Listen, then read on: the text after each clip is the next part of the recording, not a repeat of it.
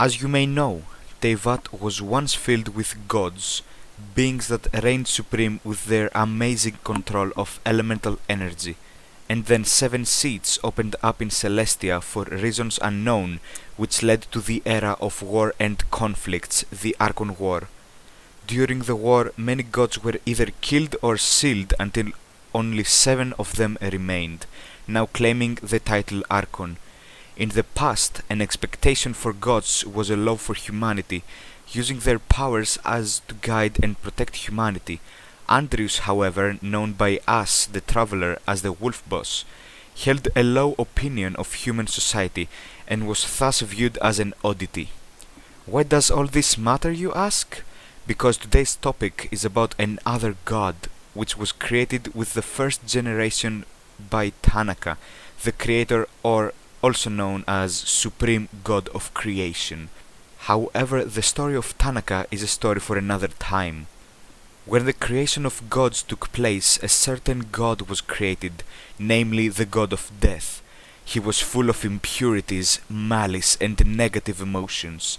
He knew the moment that he was created that he was different from other gods, and so he hid his true nature.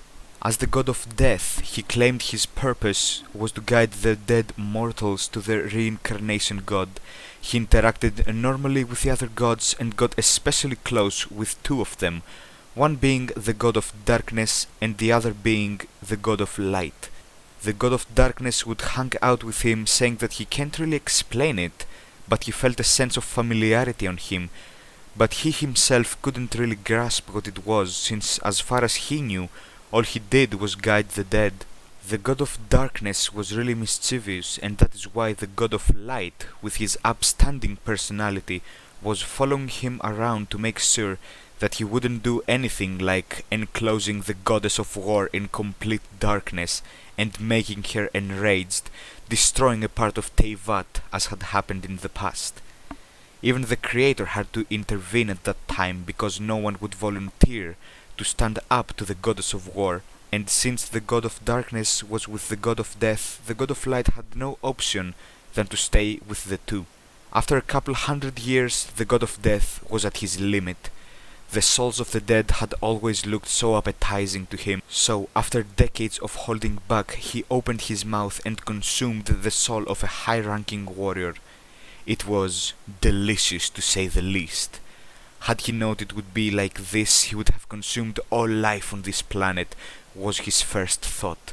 But that was not all, no. The taste was the least important thing. His power grew stronger. It was so little to the point that no god would even realize it, but he knew. It was the elemental energy the warrior had before his death. His eyes lit up like some kind of wild animal had just found his new prey, and that was exactly the case. He immediately went out and looked for the strongest mortals he could find. He killed and killed and killed, until the fire god that chanced to be nearby showed up. The god of death looked him dead in the eyes, pun not intended, and in his unstoppable massacre rushed straight for him. The fire god assumed a defensive pose while channeling his energy to attack, but he was not ready. A serious fight to the death between 2 gods had never happened before. Only as a means to pass the time would a battle occur. Even though he did all he could to save his life, but as the saying goes, not all things are created equal. The god of death had hidden his true self as well as his power, since it would be weird for a god that only guides to be strong.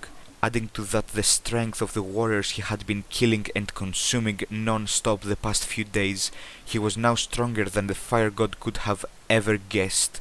In the next moment, the fire god's guts were pierced by god of death's hand. His end drew closer. Perhaps in his attempt not to harm the millions of innocent immortal lives around them, or because he was so scared perhaps, he did not erupt his elemental energy and let himself be consumed. The soul of a god, he said to himself. I wonder what it will taste like. The disappearance of a god is something that can change the balance and rules of the whole dimension, so it was obvious that all the other gods immediately knew, Everyone rushed there and looked upon the god of death and his beastly face consuming the energy of what they recognized as the fire gods. The gods of light and darkness arrived, and both shocked and angry at what they were watching made an attempt to talk to the god of death, but to no avail. The god of death didn't even flinch at the sight of his previous friends due to the feelings the power of the god's soul had brought. He was currently going through a transformation, a metamorphosis.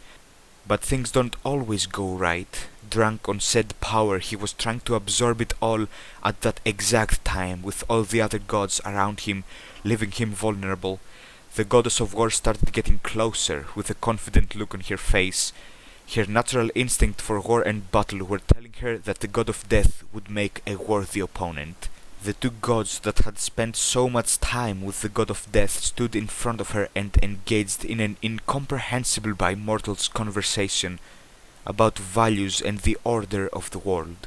The short talk ended since the god of death was finishing up. They had decided. The gods of light and darkness went next to him and said, "If only you could have talked about this earlier, we may have found a solution." One went in front of him and touched his head, while the other from behind put his hand on the god of death's back.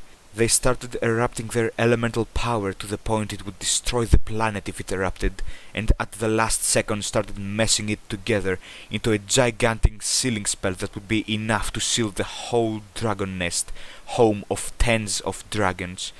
Dragons are equal to gods in terms of power, but they were not only locking away a strong opponent, but a true god with the knowledge of the world and the power to change it. So, while some may say it was overkill, in reality it was not enough. The two gods forcefully entered the inner world of the god of death and started releasing their energy. After a few seconds they all disappeared together, though their existence could still be felt, meaning they were not dead. But something felt different.